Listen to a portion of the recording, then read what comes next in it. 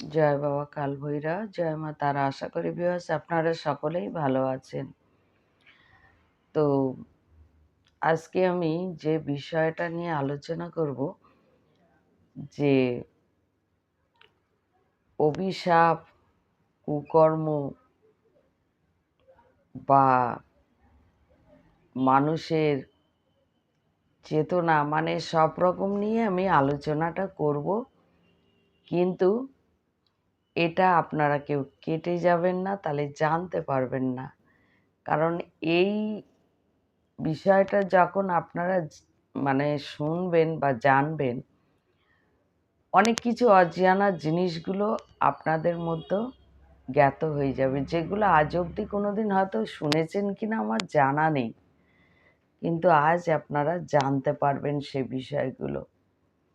দেখুন, ইতিমধ্যে এই কিছুদিন আগে ফেসবুক প্ল্যাটফর্মে এক ব্যক্তি, তিনি মনে হয় একটু তান্ত্রিক আছেন, যাই হোক, তা উনি বলছেন যে অভিশাপ কখনো লাগে না।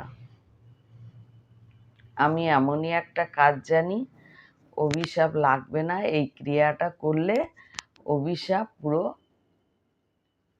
কেটে যাবে, যার অভিশাপ তার কাছে ঘুরে যাবে।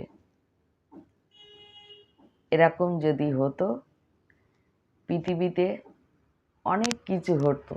তাহলে এই রাতটাকে বন্ধ করে 24 ঘন্টা দিন করে রাখতে পারত। রাতের আর কোনো প্রয়োজন ছিল না, সূর্যদেবেরও প্রয়োজন ছিল না, জোয়ার ভাটা এটাও বন্ধ করা যেত। তো সব কিছু চাইলে কিন্তু সব কিছু করা যায় না। এগুলো একটা মন গড়া কথা যে অভিশাপ লাগবে না।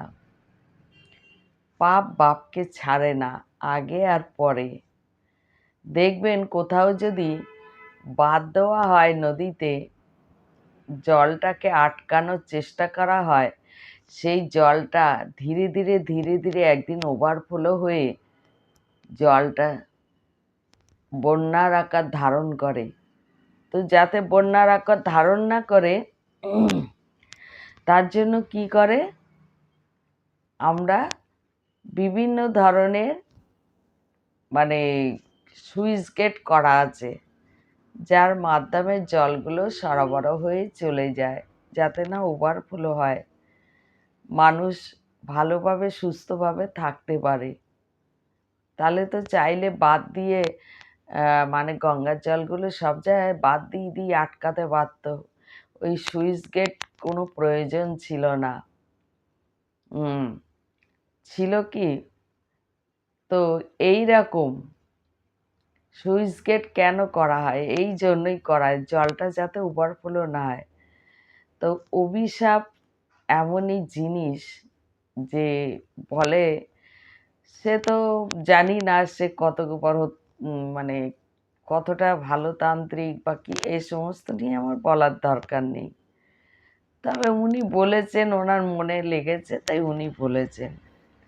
তবে আজকে আমি বলি, শুনুন। অভিশাপ এমনই জিনিস, কাউকে ছেড়ে কথা বলে না। আর ভাগ্য এমনই জিনিস, এটাও কাউকে ছেড়ে দেয় না। আপনি যেমন কর্ম করবেন তেমনি ফল আপনার ওটাই হিসাব হবে। ভগবান শ্রীকৃষ্ণ কি বলেছেন, সখা তুমি কর্ম করো, আমি ফল দেওয়ার মালিক, ফলটা আমি দেবো, কর্ম তুমি করো। তো ভগবান বলছেন যে কর্মটা তুমি করো, ফলটা আমি দেবো। তাহলে কর্মের মালিক কে? কর্মের মালিক হচ্ছে আমরা স্বয়ং নিজে। আমরা স্বয়ং নিজে। ফলের মালিক কে? স্বয়ং পরমাত্মা। পরমাত্মা ফল দান করেন, আর আমরা স্বয়ং কর্ম করে থাকি। ক্রিয়া আর কর্তা, এই দুজনের মধ্যেই তফাৎ, আর কিছু না। তো এবার বলি, আমাদের যে পরমাত্মা তিনি কোথায় থাকেন এটা অনেকেই জানে না, কি অবস্থায় থাকে সেটাও অনেকে জানে না। পরমাত্মা সবসময় ব্রহ্মতালুতে থাকে, সহস্র চক্রের ভিতরে, যেটা আমরা মস্তক বলি। ব্রহ্মতালু কথার অর্থ কি? ব্রহ্মদেব যখন ভগবান শঙ্করের জ্যোতির্ময়ী লিঙ্গটাকে ওনার শেষ কোথায় খুঁজতে ওপরে গিয়েছিলেন হংসরূপে, আর নিচে কে গিয়েছিলেন? স্বয়ং বিষ্ণুদেব বরাহ রূপে। কিন্তু বিষ্ণুদেব কিন্তু কিছু তলাতল খুঁজে পাননি বলে উনি কিন্তু এসে সত্য কথা বলেছেন যে আমি খুঁজে পেলাম না, এর তলাতল কোথায়, এর গোড়া কোথায়, এর আদি কোথায়। তো উনি তার জন্য কি হলেন? উনি সত্য কথা বলেছিলেন, তাই ওনার জন্য এই তলাতল মানে ব্রহ্মাণ্ড নিচের অংশ মানে যেটাকে বলা হয় সৃষ্টির পালনকর্তা হিসাবে ওনার দায়িত্ব দিলেন। এবং উনি কি অবস্থায় থাকেন? উনি সুপ্ত অবস্থায়।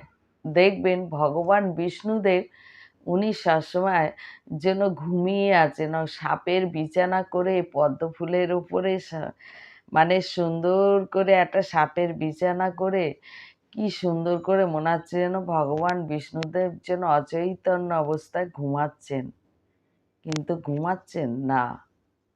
আর মাতা লক্ষ্মী কি করছেন? ওনার পদ সেবা করছেন, চরণ সেবা করছেন, তাই না? এটা আমরা দেখে থাকি, কিন্তু আদৌ কি উনি ঘুমান?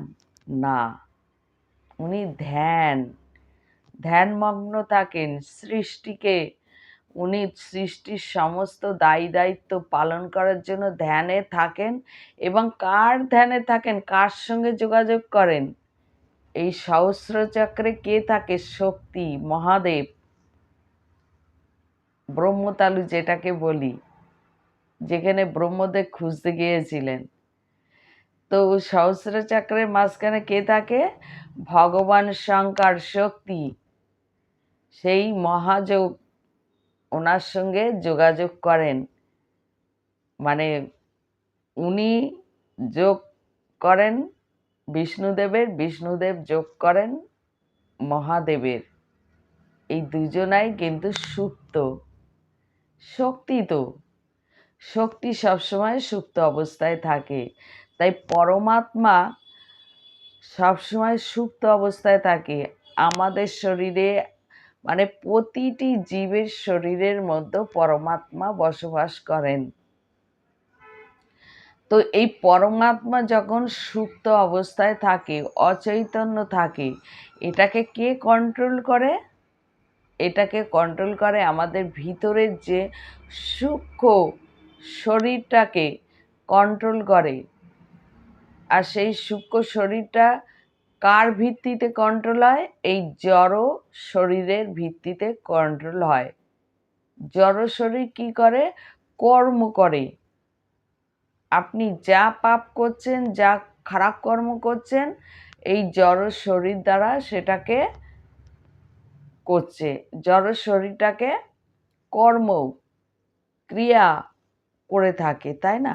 এবার সূক্ষ্ম শরীরের কাজ কি?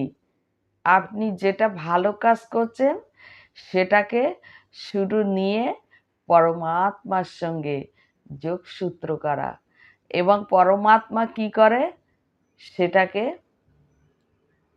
চেতন মানে সূক্ষ্ম সুপ্ত চেতনাটাকে জাগ্রত হয় তত। তা আপনি যত ভালো কর্ম করবেন, ওই সূক্ষ্ম অচৈতন্য চেতন মানে শক্তি তত জাগ্রত হতে থাকে। তাই বলে না, আমাদের বিষ্ণুদেব যিনি অচৈতন্য থাকেন কুণ্ডলিনী শক্তি। তো এই কুণ্ডলিনী শক্তি কিন্তু সবসময় ঘুমান্ত অবস্থায়, অচৈতন্য। এনাকে জাগাতে গেলে পরমাত্মাকে জাগাতে হয়। পরমাত্মা যদি না জাগে, এই অচৈতন্য অবস্থায় কেন থাকে? কারণ ওনাকে অনেকে দেখবেন এই যে থার্ড আই খোলা থাকে, কেন জানেন? এরা কিন্তু এক জন্মে কেউ ভগবানকে পায় না। আজকে আমি এই জন্মে হয়তো অল্প কিছু ভগবান সেবা করে গেলাম, ডেকে গেলাম, ভগবানের পুণ্য কাজ করলাম, ভালো কিছু করলাম, পরের জন্মে গিয়ে আর একটু ভালো করব। এমনি করতে করতে 7 জেনারেশন চলে যায় ভালো কর্ম করতে গেলে। সেই তার যদি ঈশ্বরের কৃপা প্রখর থাকে, সে 7 জন্মে গিয়ে ঠিক মুক্তি পেয়ে যায়। এক জন্মে কেউ কোনোদিন মুক্তি পায় না, 7 জন্ম লাগে। আপনারা কি ভাবেন যে একজন মহাপুরুষ হয়, যোগী হয়, পূর্ণ সাধক হয়, সে কি এক জন্মে হতে পেরেছে? এসেই হয়ে গেছে? আপনারা মনে করেন সে এসেই একদম যোগী মহাপুরুষ, মানে সে একদম হয়ে গেছে? কখনো না।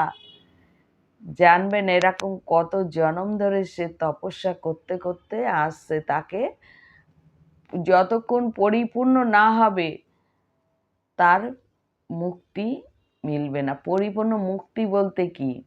পরমাত্মার সঙ্গে পুরো লীন হয়ে যায়, পরমাত্মার সঙ্গে লীন হয়ে যায়। আমাদের আত্মা কোথা থেকে আসে? সব ইউনিভার্স থেকে। আমরা ভাসান্ত আত্মা। আমরা যা কিছু আসি ভেসে ভেসে ইউনিভার্স থেকে আসি, মাতৃগর্ভ দ্বারা। মাতৃগর্ভ দ্বারা আমাদের কি হয়? এই পৃথিবীতে আসি। অন্ধকার, এটা একটা অন্ধকার পুরী। এই অন্ধকার থেকে আবার আমরা আলোয় যাওয়ার জন্য চেষ্টা করি, কিন্তু সেই পরমাত্মাকে যদি কেউ ডাকার সুযোগ পায় তবেই তো সে আলোর দিকে যেতে পারবে। তো আমাদের এই পরমাত্মাকে আলোর দিকে নিয়ে যায় কে?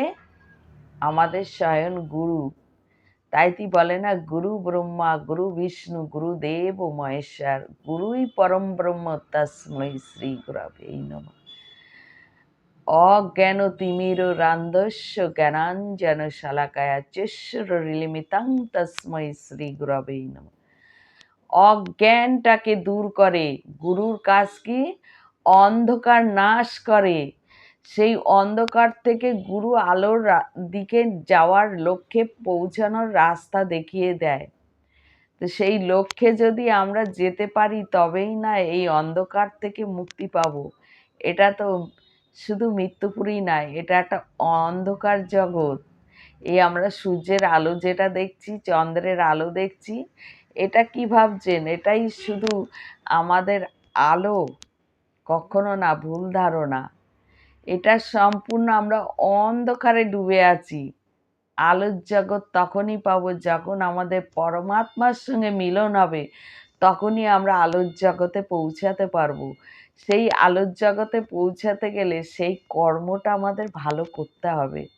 সেই কর্মটা আমরা যতক্ষণ না ভালো করতে পারছি, আমরা কিন্তু আলোর জগতে পৌঁছাতে পারছি না। তা আমাদের চেতনাগুলো, কথায় আছে কনসাস আনকনসাস, চেতন অচেতন। সুপ্ত চেতন মানে চেতন একটা থাকে, একটা সুপ্ত চেতন, মানে খুবই সুপ্ত, ওনাকে জাগাতে লাগে। উনি না জাগলে কখনো জাগে না। পরমাত্মাকে জাগাতে হয়, না জাগালে জাগে না। তো পরমাত্মাকে কিভাবে জাগানো হয়? পরমাত্মাকে জাগানো হয় ভালো কর্ম দ্বারা। যখন অভিশাপ কিভাবে লাগে দেখুন, আমি সব একের পর এক বলবো। ধরুন আপনি নির্দোষ ব্যক্তির ওপরে কোনো আপনি খারাপ কিছু করে গেলেন, তাকে বিনা দোষে কষ্ট দিলেন, আঘাত করলেন, এমনই আঘাত করলেন সেটা ক্ষমার যোগ্য নয়, কিন্তু সে হয়তো অভিশাপ দিচ্ছে তার জড় শরীরটা দিয়ে। আমরা মনে করছি জড় শরীরটা দিয়ে, কিন্তু জড় শরীরের অভিশাপটাও লাগে না। এটা সত্যি। কখন লাগে?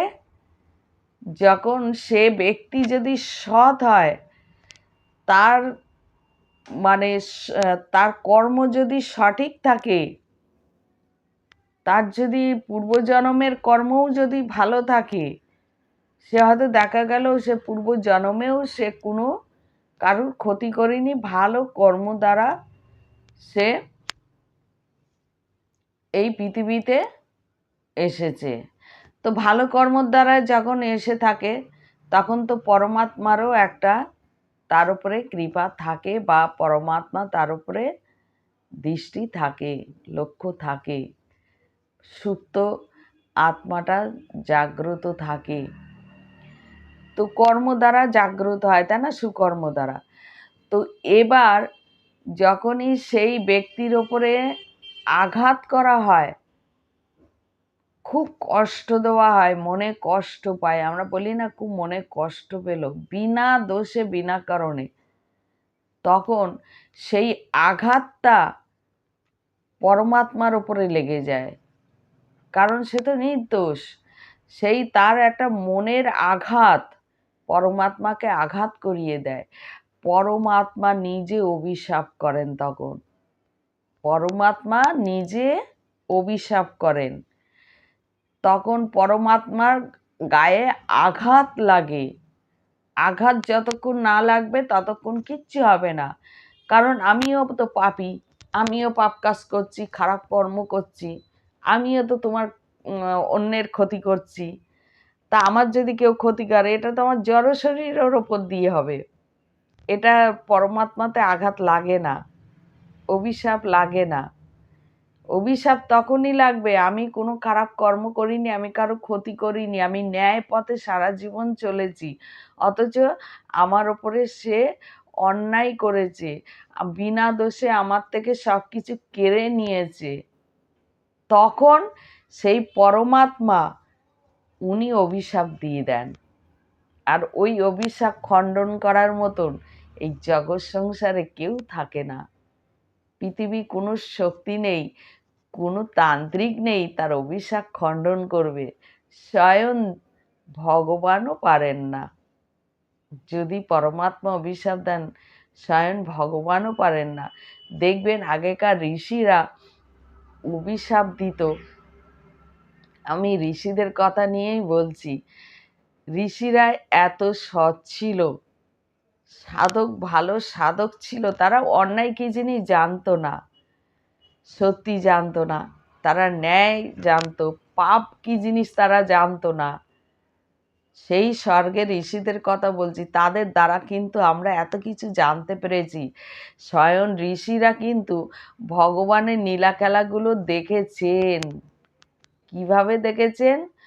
পরমাত্মা সূক্ষ্ম শরীর দ্বারা দেখেছেন। তারা আমাদের মতো জড় শরীর দিয়ে কিছু অনুভব করেননি, দেখেননি। আপনারা নিশ্চয়ই শুনেছেন যে জ্ঞানগঞ্জ কোথায় এবং ওখানে কারা থাকেন। জ্ঞানগঞ্জে হচ্ছে একটা আধ্যাত্মিক জগৎ, যেখানে পরমাত্মার সঙ্গে লীন হয়ে থাকে, ধ্যান করেন ঋষিরা। আমরা এটাই জানি, ঋষিরা যেমন জ্ঞানগঞ্জে কে কে গিয়েছিল, বামাখাপা, রামদেব, এরকম অনেকেই কিন্তু জ্ঞানগঞ্জের সাধক ছিলেন। তারপর বাবা লোকনাথ, এরা কিন্তু সব জ্ঞানগঞ্জের সাধক। কিন্তু এরা জ্ঞানগঞ্জের সাধক হয়ে এরা পৃথিবী লোকের কেন ফিরে এসেছে? জীবকে শিক্ষা দেওয়ার জন্য, জানানোর জন্য, যাতে জীবকুল উদ্ধার হয়, তারা সঠিক পথে চালিত হয়। তারা জ্ঞানগঞ্জ থেকে ফিরে এসে যখন তারা দেখলো যে পৃথিবীর মানুষ এত পাপ করছে, এত অধর্ম করছে, এই সমস্ত মানুষদের কিভাবে মুক্তি দেওয়া যাবে, এদের তো মুক্তি দিতে গেলে আমাদের তো স্বয়ং এই জগতে ফিরে যেতে হবে, এখানে থাকলে হবে না, আমাদের এই জগতে ফিরে গিয়ে এদের সত্যটা জানাতে হবে, সেখানে জানিয়ে এদের বলতে হবে যে এরা এই কর্মগুলো করুক, তার তবেই মুক্তি পাবে, তবেই মানে এরা সঠিক রাস্তা পাবে। এদের বাঁচাতে হবে, যেভাবে হোক বাঁচাতে হবে। যার জন্য এই সমস্ত সাধকরা সেখানে গিয়েও কিন্তু ফিরে এসেছে, গুরু হিসাবে ফিরে এসেছে। গুরু হিসাবে ফিরে এসেছে মানে কি, অন্ধকার নাশ করার জন্য। মানে অন্ধকার বলতে কি, আমাদের মানে আলোয় নিয়ে যাওয়ার জন্য, আলোর রাস্তা দেখানোর জন্য ফিরে এসেছেন। এমনি এমনি ফিরে আসেননি জ্ঞানগঞ্জের সাধকরা। কিছু কিছু সাধক আছে যারা কোনোদিনই ফিরে আসেনি। জ্ঞানগঞ্জে কিন্তু এক একজন সাধক আছে 13,000 বছর ধরে সাধনা করছে, কেউ 1,00,000 বছর, কেউ 5,000 বছর, এরকম সাধনা করেই যাচ্ছে। কেন করছে? এদের শরীর নেই, এরা সূক্ষ্ম শরীরে ভগবানের সঙ্গে লীন হয়ে যাচ্ছে। জড় শরীর সে তো পচে গলে, সে তো নষ্ট হয়ে গেছে, সে কি আর আছে? নেই। সেখানে কি সবাই যেতে পারে? জ্ঞানগঞ্জের কিন্তু এও কিন্তু 7টা স্তর থাকে। প্রথম, দ্বিতীয়, তৃতীয়, চতুর্থ, পঞ্চম, ষষ্ঠ, 7টা এরকম স্তর আছে কিন্তু। মানে 7টা স্তরে যখন সে পৌঁছে যায়, সে আর কোনোদিন এই পৃথিবীলোকে গুরু মানে ফিরে আসে না, সে একদম লীন হয়ে যায়, পরমাত্মার সঙ্গে লীন হয়ে যায়। জ্ঞানগঞ্জের সাধকরা এরকম। কিন্তু হ্যাঁ, জ্ঞানগঞ্জ আছে, আমরা জানি কৈলাস পর্বতে গেলেই জ্ঞানগঞ্জ রাস্তা আছে, কিন্তু সেখানে কেউ যেতে পারে না। এটাও ইতিমধ্যে আপনারা শুনেছেন, নেতাজি সুভাষচন্দ্র জ্ঞানগঞ্জে আছেন, কিন্তু কোন স্তরে আছে সেটাও দেখতে হয়। তিনি প্রথম হয়তো স্তরে আছেন, এরকম মানে স্তর ভাগ। আবার প্রথম স্তরে যারা যান, মানে কিছু যোগী সাধক আছে যারা সিদ্ধি লাভ করে আবার পৃথিবীতে ফিরে আসেন। দ্বিতীয়, তৃতীয়, দ্বিতীয় থেকেও ফিরে আসতে পারে, তৃতীয় থেকে আর আসার সম্ভাবনা থাকে না। এইরকম এক একটা স্তর ধরে ধরে ধরে ধরে যেতে হয়। সেখানে কে পরিচালনা করে? তৃতীয় স্তরে গেলে ওখানে একজন মা পার্বতীর একজন সেবিকা থাকে, তিনি সম্পূর্ণ তাদের দায় দায়িত্ব নিয়ে নেন। এরকম পরপর যেতে যেতে যেতে যেতে যখন 6ষ্ঠ স্তরে চলে যায়, স্বয়ং মা পার্বতী নিজেই তাদের পরিচালনা করেন। অত সহজে না যে গেলাম আর হয়ে গেল, সবাই যেতে পারে না, এটা দুর্লভ জায়গা, পুরো দুর্লভ জায়গা। তো চলুন এবার জানা যাক। তো এইবার এই পরমাত্মা যখন আমাদের সহস্র চক্রে থাকে, আর কুণ্ডলিনী শক্তি সেখানে কে থাকে? স্বয়ং বিষ্ণুদেব সুপ্ত অবস্থায় থাকে, ঘুমিয়ে থাকে, যেন ধ্যান করছেন উনি। সেই একটা কোন ঋষি আছে না, ঋষি ভৃগুমুনি, দেখেছেন নিশ্চয়ই, যে স্বয়ং বুকে গিয়ে লাথি মারল, যে পৃথিবী এদিকে প্রলয় হয়ে যাচ্ছে, আর তুমি ঘুমাচ্ছ এখানে পড়ে পড়ে, সাপের বিছনা করে ঘুমাচ্ছ। কত বড় ঋষি, চিন্তা করুন, কত মানে ঋষির কত ক্ষমতা, কত পাওয়ার, যে উনি বুকের মধ্যে বিষ্ণুদেবের স্বয়ং বুকেতে লাথি মারলেন, কিন্তু বিষ্ণুদেব কিছু বললেন না। ওনার চরণ দুটো ধরে কি বলছেন? যে তুমি, তোমার পায়ে আঘাত লাগেনি তো, তোমার চরণে আঘাত লাগেনি তো? মাতা লক্ষ্মী বলে, আমি এই বুকে বসবাস করি, আর তুমি এখানে লাথি মারলো। এই ঋষিকেও কিন্তু অভিশাপ করেছিল মাতা লক্ষ্মী, কিন্তু কি জন্য করেছিল ঋষি? তার ভালো দিকটাও ছিল। বাবা মহাদেবকে না, ব্রহ্মাকে মেরেছিল, ব্রহ্মা কুণ্ডলির জল দিয়ে অভিশাপ করতে গেছে, তো মা সরস্বতী বলছে যে অভিশাপ করো না, নিশ্চয়ই কোনো ভালোর জন্য দিচ্ছে। শান্ত হয়ে গেল। বাবা মহাদেবকে যখনই বুকে লাথি মারলো, মানে কার কত ধৈর্য সেটাই দেখতেই আছে। বাবা মহাদেব রুদ্র রূপ ধারণ করে নিল অভিশাপ দেবে বলে। মা পার্বতী বলছে কেন দেখেছেন শক্তির প্রয়োজন হয়? এই জন্য ঘরের বউরা সান্ত্বনা দেয় না, বলে না যে এই তুমি এটা করো না, তোমার এটা অন্যায়, তুমি এটা কেন করছো, এটা করো না, এটা সত্যি তো, ঠিকই তো, অন্যায় তো, এরা বোঝায় না ঘরের বউরা, তখন মানে মানে ঘরে বেটা ছেলে শান্ত হয়ে যায়, তাই না? ঠিক ওই রকম। তা মা পার্বতী বোঝালো, বাবা শান্ত হয়ে গেল। যখন বিষ্ণুদেব দেখলো যে সৃষ্টির পরিচালক হয়ে গেল, পালনকর্তা হলো, মানে এত ধৈর্য, এত সহিষ্ণু, মানে সৃষ্টির মানে পরিচালনার দায়িত্বটা নিয়ে নিল, তখন ব্রহ্মাদেবেরও আফসোস হচ্ছে, বাবা মহাদেবেরও আফসোস হচ্ছে। তখন বাবা মহাদেব বলছে, ঋষি তুমি আমার আর একবার বুকে লাথি মারো। বলছে, না, যা হবে একবারই, আর হবে না। আপনাদের যা হওয়ার পরীক্ষা নেওয়ার নেওয়া হয়ে গেছে, আপনাদের আর পরীক্ষা নেওয়া যাবে না, আপনাদের ধৈর্য নেই। তো বিষ্ণুদেবের ধৈর্য আছে বলে বিষ্ণুদেবকে ওই লাথিটা দিয়েছিল, কেন? যাতে ব্রহ্মাণ্ড মানবজীবকুল মানে যাতে সৃষ্টি ঠিকঠাক চলে।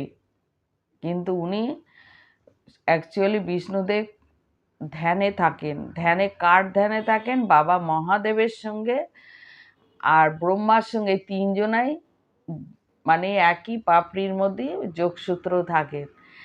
মানে তিনজনা আলোচনা করেন কি করবে, যে ব্রহ্মার সঙ্গে আলোচনা হয়, বাবা মহাদেব মিটিং করে, তিনজন মিলে মিটিং আর সেটিং তিনজনাই করে। এই তিনজনা মিটিং সেটিং না হলে কিন্তু সৃষ্টি কখনো চলে না। তিনজনাই খুবই গুরুত্বপূর্ণ, তিনজনাই খুবই ইম্পর্টেন্ট, তিনজনার তিন দায়িত্ব। তো শক্তির দায়িত্বটা সম্পূর্ণ বাবা মহাদেব। বাবা মহাদেব তো স্বয়ং শক্তিপুঞ্জ, তার আকারও নেই, কারোরই নেই, এটা স্বরূপ প্রদান করেছে, আমি আগের ভিডিওতেও বলেছি। তো যাই হোক, এইবার সেই কুণ্ডলিনীর শক্তি একদম এই আমাদের মেরুদণ্ডের নিচে থাকে, তাই না? সুপ্ত অবস্থায় ঘুমিয়ে থাকে। আর ওটাকে কি বলা হয়? Power house. পাওয়ার হাউসটা কোথায় মানে করা হয়, কানেক্টিং করা হয়? মূলাধার চক্র। মূলাধার চক্র থেকে আবার কোথায় যায়? সহস্র চক্র পর্যন্ত কানেক্টিং হতে থাকে। তো মূলাধার চক্রে কে থাকে? স্বয়ং শ্রী সিদ্ধিদাতা গণেশ, বিশাল দায়িত্ববান। উনিও কিন্তু বাবা মহাদেবের অবতার। মা পার্বতী সৃজন, কিন্তু বাবা মহাদেবের অবতার, কিন্তু এটা অনেকেই জানে না। তো যাই হোক, সবাই জানে যে মা গৌরীর গায়ের ময়লা দিয়ে সৃষ্টি, এটুকুই জানে। হলুদ আর চন্দন দিয়ে মেখে সেই গুরু থেকে সৃষ্টি করেছে, এটাই জানে। কিন্তু প্রাণদাতা মহাদেবের অবতার, তাই মা গৌরী আর বাবা মহাদেব দুজনাই গণেশের মধ্যে শক্তি বিরাজমান। এই দুই শক্তি ছাড়া কিচ্ছু হয় না, তাই পুরো মঙ্গলময় বলা হয় শ্রী গণেশকে। কেন? স্বয়ং ভগবান দেবাদিদেব মহাদেব তো স্বয়ং মঙ্গলময়, উনি মঙ্গলদাতা, তাই শ্রী সিদ্ধিদাতা গণেশ হচ্ছে মঙ্গলদাতা। ওনাকে ছাড়া কোনো কার্য সম্পূর্ণ হয় না। সব আগে কিন্তু উনি আছেন, কেন? উনি সর্বপ্রথমে, উনি হচ্ছে সব থেকে বুদ্ধিমান, বুদ্ধিদাতা।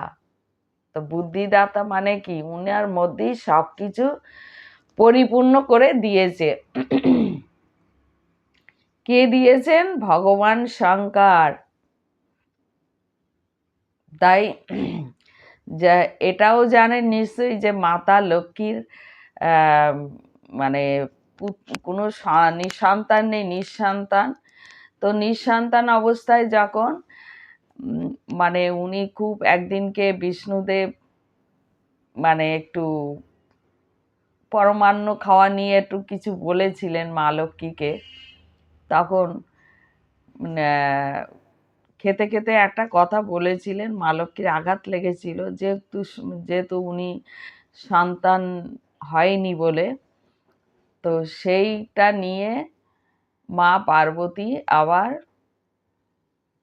সঙ্গে মা পার্বতীর সঙ্গে মাতা লক্ষ্মীর কিন্তু খুব ভালো একটা সম্পর্ক। তো সেই সম্পর্কের সূত্রে মা লক্ষ্মী খুব দুঃখ প্রকাশ করেছিল। শ্রী সিদ্ধিদাতা গণেশ সেটা শুনে নিয়ে স্বয়ং নিজেই পুত্ররূপে মাতা লক্ষ্মীকে ধরা দিয়েছিল যে আমি তো তোমার পুত্র হতে পারি, তাই না? তো তখন মা লক্ষ্মী বলেছিল তুই আমার পুত্র হবি? তা বলেছিল হ্যাঁ, কেন হব না, আমার তো দুটো মা হবে, আমি তো খুব খুশি।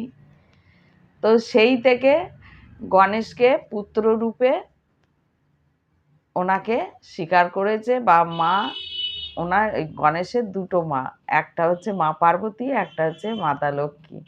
মা পার্বতী প্রথমে একটু রাজি হয়নি, তারপরে রাজি হয়ে গেছে। বলছে গণেশ তো বুদ্ধিমান, বুঝিয়ে দিল মা আমি তোমারও পুত্র, মাতা লক্ষ্মীরও পুত্র হলাম, কি হয়েছে তাতে, আমার দুটো মা মজা হবে না? তো আমি ওদিকে পরমান্ন খাবো, তোমার কাছে লাড্ডু খাবো। তো এই বলে সান্ত্বনা দিয়ে, যাই হোক, এবার যখনই দেখবেন আমাদের ধনলক্ষ্মীর পুজো হয়, বা তখনই কিন্তু শ্রী সিদ্ধিদাতা গণেশ কিন্তু থাকে। আর গণেশ ছাড়া মা লক্ষ্মী কিন্তু কোথাও নেই, কিন্তু গণেশ যেখানে মা লক্ষ্মী সেখানে। পুত্রকে এত ভালোবাসে, ভীষণ ভালোবাসে মা লক্ষ্মী। আবার গণেশও মা লক্ষ্মীকে খুব ভালোবাসে, খুব ভালোবাসে। তাই দুজনকে মানে মা লক্ষ্মীকে ডাকার আগে নারায়ণজিকেও না ডাকলে কোনো পরোয়া নেই, কিন্তু গণেশকে ডাকতে হবে, গণেশকে সব কিছু করতে হবে। বিষ্ণুদেবকে না ডাকলেও কিচ্ছু আসে যায় না। একদিকে মামি হয়, আবার একদিকে মা। কেন মামি হয়? যে যখন বিষ্ণুদেব বিবাহ করতে গিয়েছিলেন তখন কিন্তু বিবাহে নিমন্ত্রণ দেয়নি, গণেশ একটু বেশি খায় বলে। কিন্তু গণেশজি তো খুবই বুদ্ধিমান আর খুবই দুষ্টু বুদ্ধু, মাথায় ভর্তি। যেমন এদিকে মানে শ্রীকৃষ্ণের মাথায় যেমন একদম দুষ্টু বুদ্ধি, মাথায় একদম ভর্তি, ভীষণ ভর্তি, তেমনি গণেশের মাথায় ওরম বুদ্ধি আছে। তাই সব ইঁদুরগুলোদের বলেছে যে রথের চাকা নিয়ে রথ নিয়ে বিবাহ করতে যাবে, তোরা গর্ত এমন খোঁড়া খুলবি যে রথ ডেবে যায়। তো রথের চাকা ডুবে গেল, তো এই লাস্টে গণেশকে না ডাকা পর্যন্ত ওই রথের চাকা ঘুরলো না, বিবাহ যেতে পারলো না, সেই গণেশজিকে বলতেই হলো। কিন্তু গণেশজি বিবাহতে আর যায়নি, কিন্তু মাতা লক্ষ্মী কিন্তু সাপোর্টও করেনি, বলেছিল এটা অন্যায় করেছো তুমি, ওকে বিয়েতে বলতে পারতে। বলে বলবো কি, ওর তো কোনো কালচার নেই, ও তো বিয়েতে আসা মানে সব কিভাবে, ও শুধু খেতে ব্যস্ত থাকে, সারাক্ষণ খায় দায়, মান সম্মান বিবাহতে কিছু থাকবে না, লোকজন আসবে। বলছে এরম বলতে পারলে, তোমারই তো ভাগ্নে, তুমি কিভাবে বললে? হ্যাঁ, কিন্তু মা লক্ষ্মী কিন্তু গণেশকে প্রচুর ভালোবাসে, এই হচ্ছে ব্যাপার। আবার এদিকে পৃথিবী লোকে একজন বসে আছে, সে তো একদম কি বলবো, একদম পাকা চোর, দুষ্টু, যাকে বলে চোর। কিন্তু চোর কি চোর? ভক্তের মন চোর। আর কি চুরি করে? হ্যাঁ, চুরি করে কি ভগবান নিজে খেয়েছেন? ভক্তদের মধ্যে বিতরণ করেছেন, করে কি হয়েছে, আনন্দ উপভোগ করেছে। এই চুরিটা আলাদা চুরি, কিন্তু হ্যাঁ বিশ্ব রেকর্ড চোর। নাড়ু কিন্তু বিশ্বের চোর, মানে কিছু আর বাকি নেই চুরি, ওর ঘটনা প্রচুর। মানে গণেশ তার চুরি টুরি করতে পারে না, নাড়ু যেটা চুরি করতে পারে। গণেশ জোরে একটু লাড্ডু চুরি করে, লাড্ডু খায়। যদি গণেশকে জিজ্ঞেস করা হয় তো বলে আমি তো মায়ের লাড্ডু চুরি করে খাই। নাড়ুকে চুরির কথা বললে মুচকে হাসবে। কেন হাসবে? ও তো জানে আমি তো সত্যি তো চোর, আমাকে সবাই চোর বলে, তার কি দুঃখ আর আসে যায়। তাই ওর খুব হাসি পায়, চোরের কথা শুনলে ওর ভীষণ হাসি লাগে, আনন্দ লাগে। তো যাই হোক, এই গল্পটা অন্যদিন হবে, গণেশ আর নাড়ুর গল্পটা বাস্তবিক গল্প আমি আপনাদের সামনে করব, কোনো ভুল তথ্য, ভুল গল্প ভুল প্রমাণ আমি ছড়াবো না, যা যেটুকু বলবো আপনাদের সামনে আপনাদের ভালো লাগবে।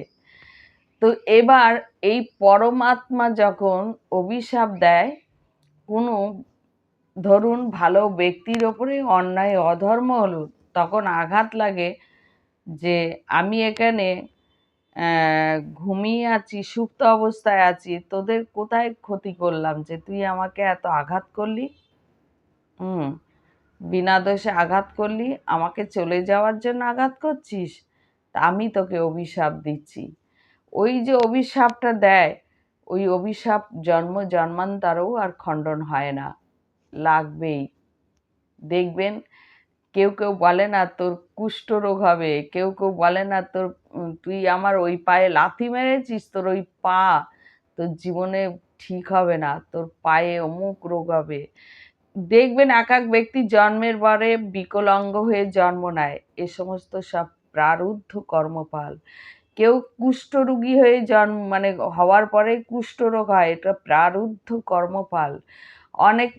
অনেক ধরনের রোগ আছে যেগুলো ডাক্তার কোনোদিন সুস্থ করে না, কিন্তু তারা সারা জীবন ওই রোগটাকে বহন করে যেতে হয়। এগুলো সব প্রারব্ধ কর্মফল, কুকর্মের ফল। হয়তো সে কোনো জন্মে অভিশাপ প্রাপ্ত হয়েছে, এই অভিশাপ কে দিয়েছে? পরমাত্মা দিয়েছে।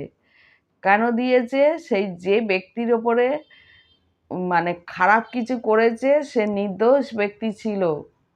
অনেকে দেখবেন হয়ে সে দারিদ্র অবস্থায় লাইফ টাইম কেটে যাচ্ছে, তার কোনোদিন দারিদ্র থেকে সুরাহও হচ্ছে না, কারণ সে কোনো জন্মে না কোনো জন্মে কারোর থেকে কিছু, সে তার মুখের খাওয়ার কেড়ে নিয়েছিল, ধন সম্পত্তি কেড়ে নিয়েছিল, কিছু না কিছু কেড়ে নিয়েছিল, যার জন্য সেই অভিশাপে সে কিন্তু নির্দোষ ব্যক্তির থেকে যদি কেড়ে নিয়ে থাকে, তার জন্ম জন্মান্তর ওই ভিখারির দশায় তার কেটে যাবে, সে কখনো শান্তি পাবে না, কোনোদিনই পাবে না।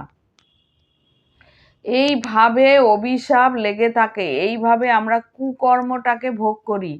কুকর্ম বলে নাকি লাগে না, কে বলেছে লাগে না? এই জন্মে আপনি ভালো করে যাচ্ছেন, ভাবছেন আনন্দ ভোগ করে যাচ্ছেন যে আমি তো ওর সঙ্গে খারাপ করলাম, কিন্তু কি হবে? কিছুই হবে না, আমার তো কিছু হবে না, আমি দিব্য ভালো আছি।